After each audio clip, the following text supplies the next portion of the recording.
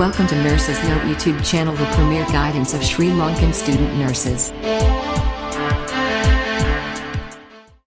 ආයුබෝවන් කියලා පිළිගන්නවා අදත් ඔයාලව Nurses Note YouTube channel එකෙන් ගෙනෙන තවත් වීඩියෝ එකකට. අද වීඩියෝ ගැන අපි සාකච්ඡා කරන්න බලාපොරොත්තු වෙන්නේ සමාජයේ නිතර අසන්නට ලැබෙන මාතෘකාවක් සහ පුරුෂ පාර්ශ්ව අතර බහුලව දකින්නට ලැබෙන රෝගී තත්ත්වයක් වන සිරෝසිස් කියන රෝගී තත්ත්වය සම්බන්ධයෙන් අපි වීඩියෝ එකට ගිහිල්ලා මේ සම්බන්ධයෙන් වැඩිදුර තොරතුරු සාකච්ඡා කරමු.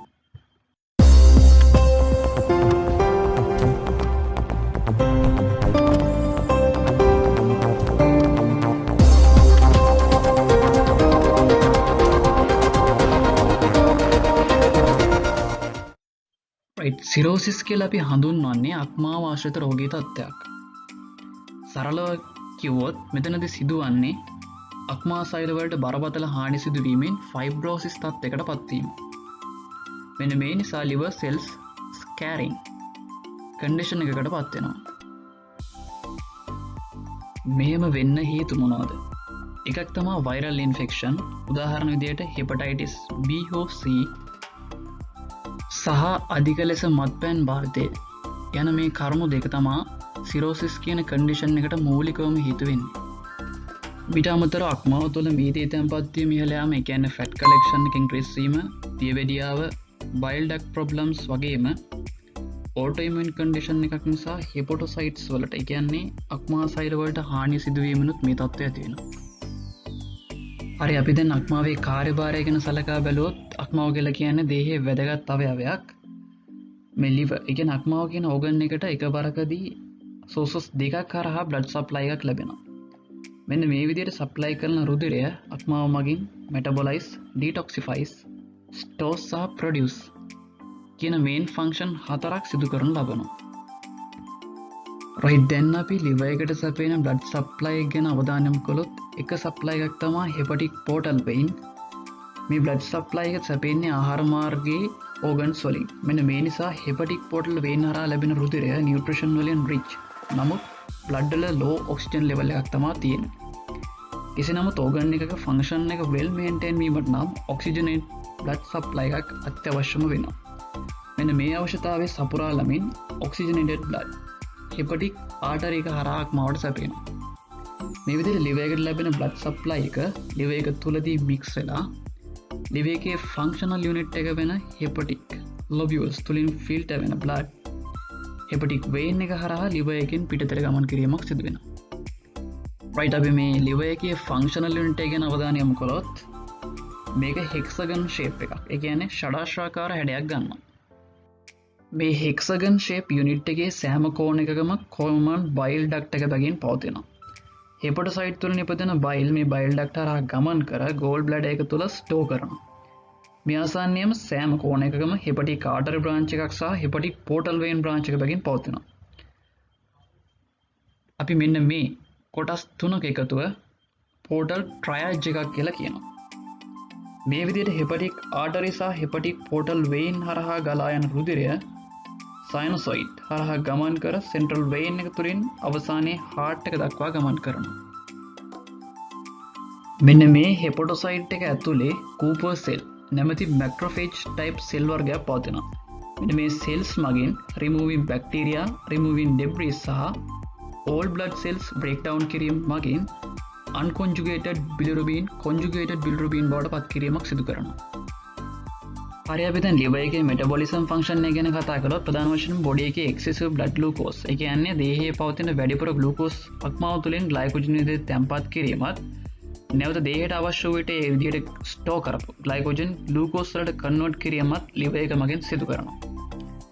අපි මෙන්න මේ ක්‍රියාවලිය සම්බන්ධයෙන් කලින් diabetic mellitus ගැන කතා කරපු වීඩියෝ එකේදී සාකච්ඡා කරා. ඔයාලා මේ උඩින් පේන link එකට ගිහිල්ලා මේ සම්බන්ධයෙන් පුළුල් අවබෝධයක් ලබා ගන්න පුළුවන්. ලිපිඩ් සහ ප්‍රෝටීන් වල මෙටබොලිසම් එක ගැන කතා කරොත් විශේෂයෙන් ප්‍රෝටීන් බ්‍රේක්ඩවුන් ප්‍රොඩක්ට් එකක් විදිහට නිපදනවා ඇමෝනියා. මේක ටොක්සික්, ඒ කියන්නේ ශරීරයට විසදායකයි. මෙන්න මේ ටොක්සික් ඇමෝනියා liver එක මගින් යූරියා බවට කන්වර්ට් කරලා යූරින් හරහා ශරීරයෙන් පිට කිරීමක් සිදු කරනවා. නමුත් සිරෝසිස් කියන කන්ඩිෂන් එකේ ඉන්න patient කෙනෙක්ගේ මේ process එක හරියට සිද්ධ වෙන්නේ නැහැ.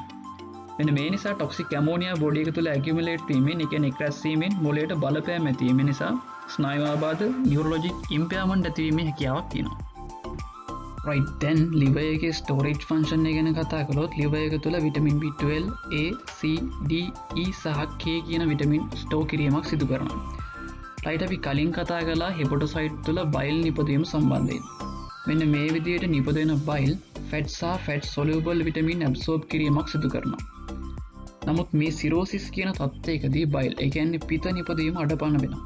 මේ නිසා මේද ද්‍රව්‍ය විටමින්ස් අක්මාවට ඇබ්සෝබ් කිරීමක් සිදුවන්නේ නැහැ. මේ නිසා මේ විටමින් අතරින් උදාහරණයක් විටමින් D ගැන කතා කළොත් විටමින් D වල ඇක්ෂන් එකක් තමයි ශරීරයට අවශ්‍ය කැල්සියම් ඇබ්සෝබ් කිරීම. නමුත් සිරෝසිස් වලදී මෙන්න මේ ක්‍රියාවලිය සිදුවන්නේ නැති නිසා මේ වගේ පේෂන්ට්ලගේ තා පහසුවෙන් අස්ථි බිඳී යාමේ අවදානමක් ඇති වෙනවා. එවගේ විටමින් K රුධිරයේ කැටි ගැසීමේදී වැදගත් කාර්යයක් සිදු කරනවා. නමුත් මේ රෝගීන්ගේ මේ තත්ත්වයේදී විටමින් ඇබ්සෝර්ප්ෂන් එක අඩු වෙන නිසා මේ රෝගීන්ගේ පහසුවෙන් රුධිර වහනය වීම ඇතිවීමේ හැකියාවක් තියෙනවා. ඊට අමතරව liver එක තුළ අයන් ස්ටෝර් කිරීමක් සිදු කරනවා. right දැන් අපි liver එකේ digestion function එක ගැන කතා කරොත් අපි කලින් කතා කරා liver එකේ hepatocyte තුළ all red blood cells break down වීමෙන් bilirubin නිෂ්පාදනය වීම ගැන. මෙන්න මේ bilirubin common bile duct හරහා ගමන් කර බයිල් සමග මික්ස් වීමෙන් පස්සේ stools ඒ කියන්නේ මල ද්‍රව්‍ය හරහා ශරීරයෙන් පිට වෙනවා. මෙන්න මේ නිසා තමයි stools වලට yellowish brownish කලර් එකක් ලැබෙන්නේ. නමුත් cirrhosis patient ලගේ මල ද්‍රව්‍ය clay කලර් එකක් ගන්නවා. මොකද මේකට හේතුව සාමාන්‍ය නිරෝගී පුද්ගලයෙකුගේ නම් අත්මාවේ hepatocyte වල bile duct තුළ නිපදවන පිත common bile duct වලට ගලා යාමක් සිදු වෙනවා. නමුත් සිරෝසිස් රෝගීන්ගේ හෙපොටොසයිට් වලට ඩැමේජ් වීම නිසා මේ විදිහට නිපදවන පිත බයිල් ඩක්ට් එකට ගලා යාමක් සිදු වෙනවා වෙනුවට සෛලය තුළ ලීකේජ් වීමක් සිදු වෙනවා. මෙන්න මේ විදිහට ලීක් වෙන පිත සමග all red blood cells break down වීමෙන් ඇතිවුණු bilirubin blood stream එකට ගමන් කිරීම නිසා blood bilirubin level එක ඉහළ යනවා. මෙන්න මේ කියන කාරණය disease එක diagnose එකේදී වැදගත් point එකක් වෙනවා. මේ විදිහට blood stream එක හරහා බොඩි එක පුරාම සංසරණය වන bilirubin skin එකට leakage වෙනවා. මේ හේතුවෙන් රෝගියාගේ සම සහ ඇස් කහ පැහැයක් ගන්නවා. අපි මෙන්න මේ condition එක තමයි jaundice කියලා හඳුන්වන්නේ. දැන් අපි liver එකේ production function එක ගැන කතා කළොත් liver එක තුළ blood plasma protein නිපදවීමක් සිදු වෙනවා.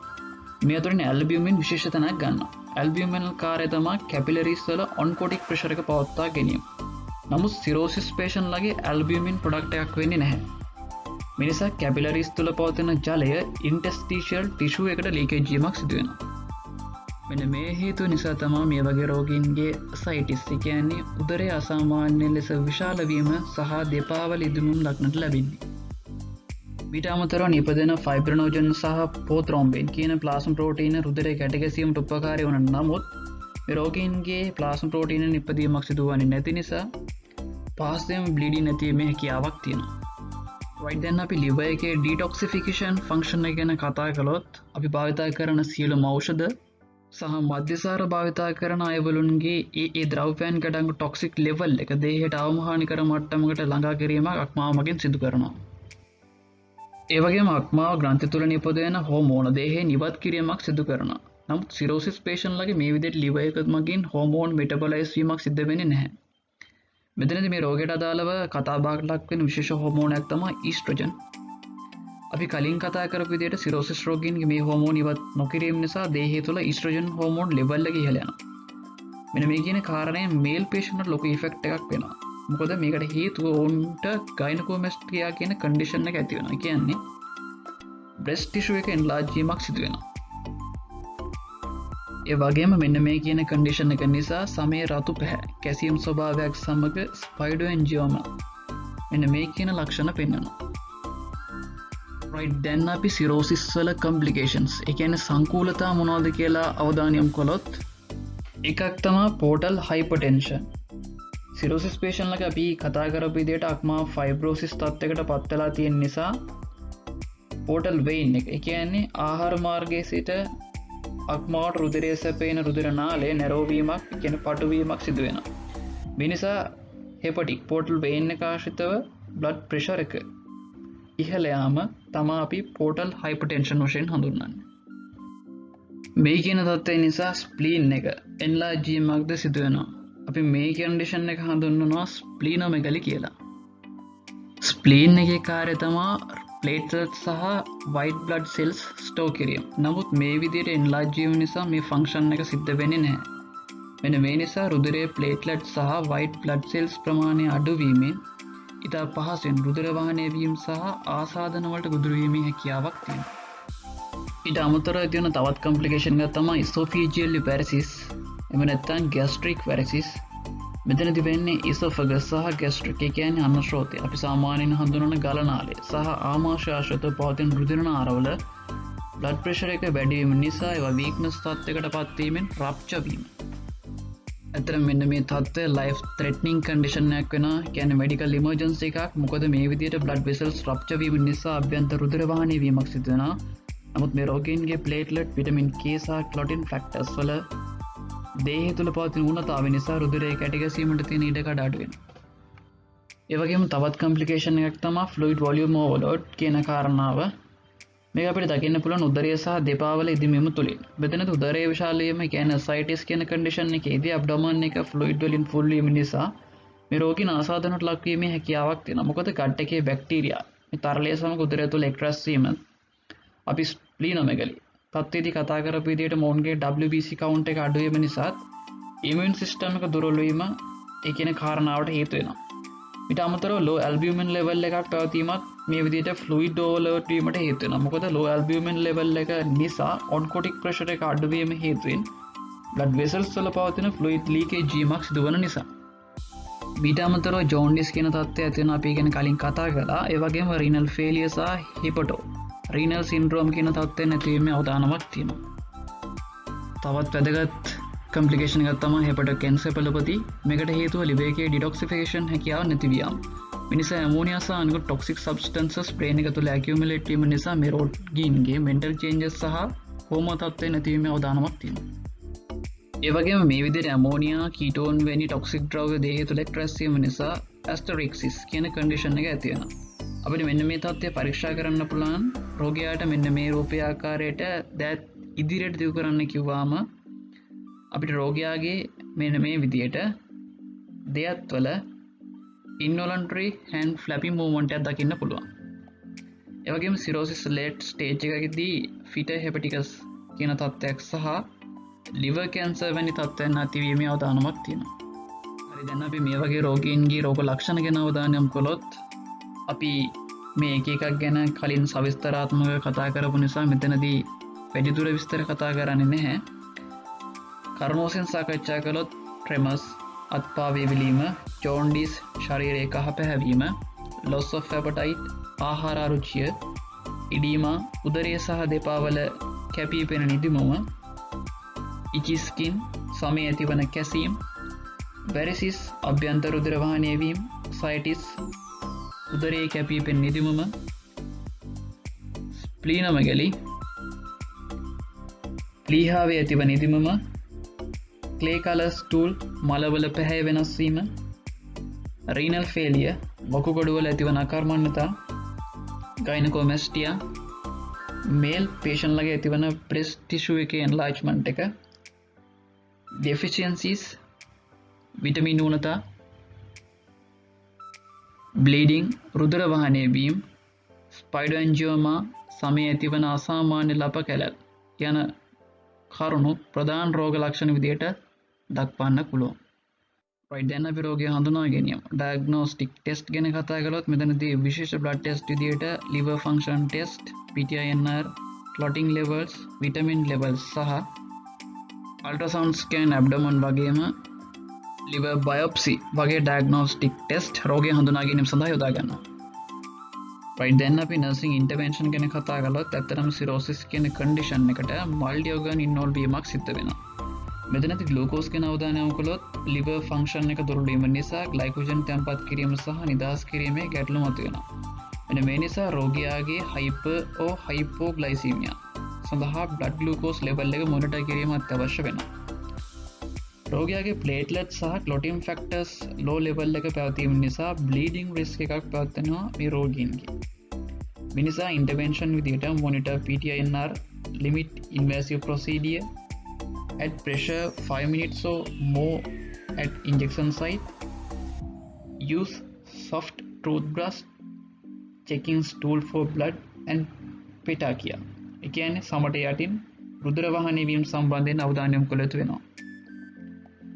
liver damage වීම නිසා මේ patient ලගේ toxin build up වීමක් සිදු වෙනවා. මෙන්න මේ නිසා mental status monitor කිරීම, check reflexes, hand flapping වගේම ammonia level එක check කිරීම වැදගත් වෙනවා. මෙතනදී ammonia level එක reduce කරන්න physician විසින් oral හෝ anal route එක මගින් lactate loss ලබා දීමක් සිදු කරනවා. පෝෂණය ගැන අවධානය යොමු කළොත් patient hepatic encephalopathy වගේ condition එකක ඉන්නවා නම් ඔවුන්ට වඩාත් සුදුසු වන්නේ low protein diet එකක්. නමුත් encephalopathy වගේ condition එකක් නැත්නම් high lean protein diet එකක් අත්‍යවශ්‍ය වෙනවා. මොකද liver එක තුළ protein produce වීමක් නැති නිසා. ඒ අමතරව low sodium diet, withdrawal from alcohol, fluid restriction සහ ඩොක්ටර්ස් order මත vitamin supplement ලබා ගැනීම අවශ්‍යතාවය මතුවෙනවා. ඊළඟ කාරණේ fluid volume overload. මෙතනදී intervention විදියට strict input output එකක් maintain කිරීම වැදගත් වෙනවා. ඒ වගේම measure abdominal girth, measure daily weight, consider about impairment skin integrity සහ ascites වගේ condition එකක් නිසා lungs වලට ඇතිවන pressure එක වැඩි වීමෙන් ඇතිවන breathing difficulty මගහැරවීමට patient supine position එක maintain කිරීම වැදගත් වෙනවා.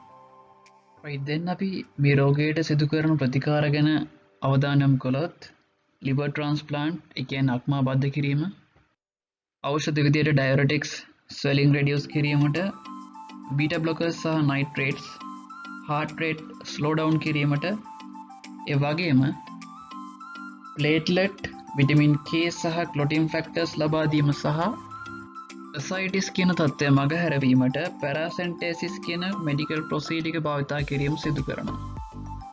right මෙන්න මේ විදිහට අපි අද වීඩියෝ එකකින් cirrhosis රෝගී තත්ත්වය හඳුනා ගැනීම, රෝග ලක්ෂණ, සංකූලතා සහ රෝගීන්ට ප්‍රතිකාර කිරීම වගේ පුළුල් පරාසයක දැනුම මේ වීඩියෝ එකකින් සාකච්ඡා කරා. ඉතින් මේ වීඩියෝ එකකින් ඔයාලට cirrhosis කියන රෝගී තත්ත්වය සම්බන්ධයෙන් යම්කිසි දැනුමක් ලැබෙන්නට විශ්වාස කරනවා. මේ වගේම තවත් වැදගත් වීඩියෝ එකක් අප්ලෝඩ් කරපු ගමන් ඔයාලා ගාවට ගෙන්න ගන්න මේ channel එක subscribe කරලා යාළුවෝ අතරත් share කරලා තියාගන්න. මේ වගේ තවත් වැදගත් වීඩියෝ එකකින් හමු වෙන බලාපොරොත්තු වෙන අපි සමු ගන්න මේ ශ්‍රී ලාංකීය සලකුණ nurses note